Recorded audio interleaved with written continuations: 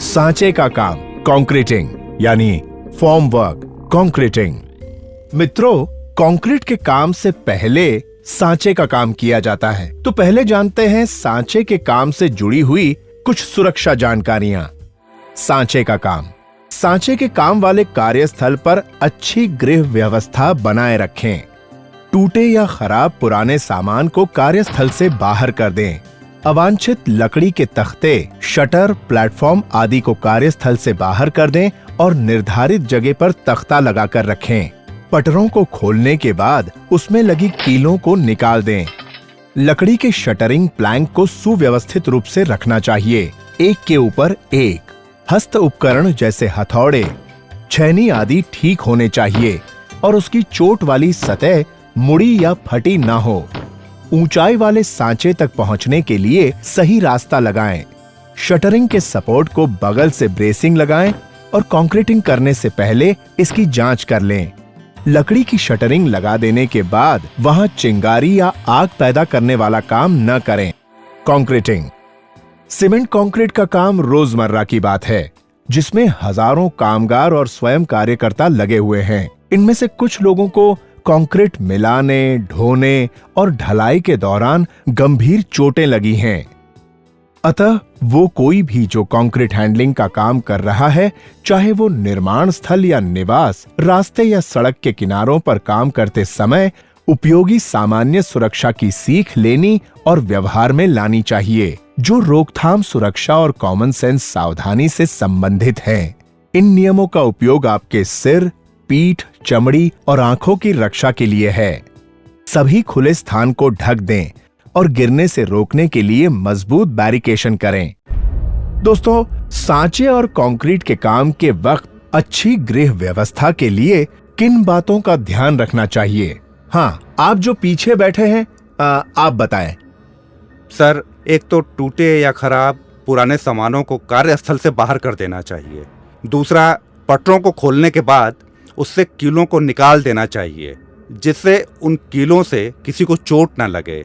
और अपने बचाव के लिए कंक्रीटिंग के दौरान रबर के दस्ताने, गॉगल्स और गमबूट पहनने चाहिए। इसके बाद आता है परिवहन ट्रक, जो कि कंक्रीट की मिश्रण को बैच प्लांट से कंक्रीट डालने के स्थान तक लेकर जाता है। कंक्रीट ट्रक के साथ जुड़ी हुई सुरक्षा जानकारियां इस प्रकार हैं। परिवहन मिक्सर। ट्रांजिट मिक्सर को सिर्फ प्रशिक्षित और अधिकृत ड्राइवर ही चलाएंगे। गाड़ी को पीछे करने के दौरान रिवर्स हॉर्न और लाल बत्ती का इस्तेमाल करें। सहायक या इशारा करने वाले व्यक्ति हमेशा पीछे आने के समय ड्राइवर को रास्ता दिखाएंगे और वो ऐसी जगह खड़े होंगे जहां ड्राइवर उसे देख सके। जब कंट्रोल का शूट खुली अवस्था में हो, तब ट्रांजिट मिक्सर को आगे न बढ़ाएं। किसी भी निर्माण स्थल पर ट्रांजिट मिक्सर की गति 15 किलोमीटर प्रति घंटे से अधिक न हो। अगर खोदे गए गड्ढे या खाई के समीप काम करना हो, तो ट्रांजिट मिक्सर को किनारे से काफी दूरी पर खड़ा करें और स्टॉप ब्लॉक्स लगाएं। तो मित्रों, अब जब हमारी कंक्रीट निर्माण स्थल तक पहुंच चुकी है, तो उसको कंक्रीट डालने वाली जगह पहुंचाने के लिए हम इस्तेमाल करते हैं कंक्रीट पंप का। कंक्रीट पंप के इस्तेमाल से दूर इन बातों का ध्यान रखना चाहिए। कंक्रीट पंप कभी भी पंप और ट्रांजिट मिक्सर के बीच में खड़े ना हो और दूसरे व्यक्ति को इस खतरे के क्षेत्र में आने से मना करें। हॉपर ग्रेट को कभी भी ना हटाएं या ऊपर उठाएं। ये दो तरह से रक्षा करता है। ये मशीन के घूमने वाले पार्ट से हम लोगों को बचाता है। ये मशीन में बाहरी वस्तुओं को नहीं आने देता। जब मशीन चालू होने जा रही हो या चालू हो, तब हॉपर ग्रेट पर कभी खड़े ना रहें। कभी भी कोई अंग मशीन के अंदर न ले जाएं, खासकर कंक्रीट वाल्व और हॉपर एरिया पर अगर मशीन चल रही हो या चलाने के लिए तैयार हो। जब तक आप योग्य और कुशल पंप ऑपरेटर ना हो और जब तक पंप ऑपरेटर ने हस्ताक्षर न कर दिया हो, तब तक पंप को ऑपरेट न करें। अगर कंक्रीट पंप में हवा चली जाए, तो हॉपर पर या होज के छोर पर खड़े ना हो, क्योंकि यहाँ खतरा है जब तक कि हवा निकाल न दी जाए। इमरजेंसी स्टॉप बटन को अपने समीप रखें, जिससे पंप में हवा चली जाने पर आप जल्दी से स्टॉप बटन दबा सकें। कंक्रीट पंप से कंक्रीट को स्थान पर दो तरह से भेजा जाता है।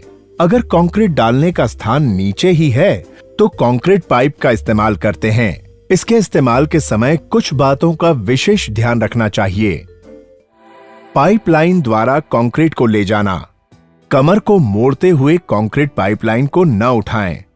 इससे बाद में कमर और पीठ का दर्द हो सकता है। हाथ द्वारा पाइप को उठाने का सही तरीका यह है कि आप अपने टहनों को मोड़ते हुए और पीठ को सीधा रखते हुए उठाएं।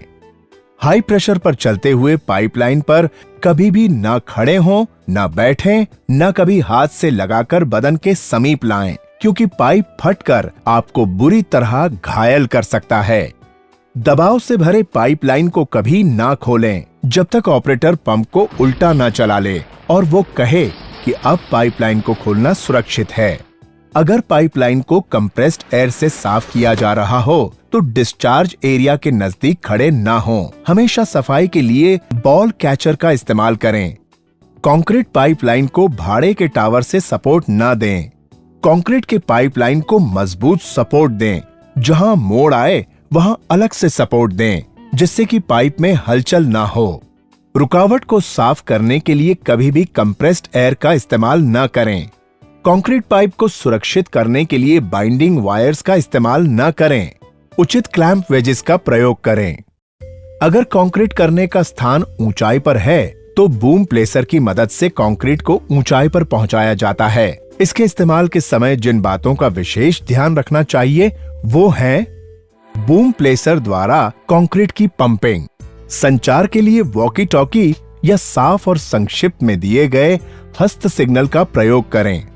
बूम पंप के इर्द गिर्द साफ स्थान और वातावरण हो, जैसे कि वहां ऊपर लगे बिजली के केबल, पेड़ की शाखाएं आदि ना हो जहां बूम का परिचालन होगा। कभी भी होज और स्ट्रक्चर के बीच में ना आए, क्योंकि वहां बूम से कुचले जाने की आशंका है। होस पर पकड़ ना आने दें। पंप में इतना पावर होता है कि वो होस को सीधा कर देगा, तोड़ देगा और उससे लोगों को चोट लग सकती है। उस जगह पर रुकावट हो जाने से वहां और होस में अधिकतम कंक्रीट दबाव पैदा होता है। होस पाइप को चलाने के समय पीछे की ओर न चलें। क्या आप में से कोई मुझे ये बता सकता है कि अगर कंक्रीट पंप के हॉपर में लगे ग्रेट को हटाकर उसे चलाएं तो उससे क्या खतरे हो सकते हैं? सर, हॉपर पे लगा ग्रेट हमारी दो तरह से रक्षा करता है। एक तो वो हमारे अंगों को मशीन के घूमते हुए हिस्सों से बचाता है, दूसरा वो मशीन में तेजी से जाते हुए कंक्रीट को बाहर आने से रोकता है। बिल्कुल सही। चलिए अब आगे बढ़ते हैं।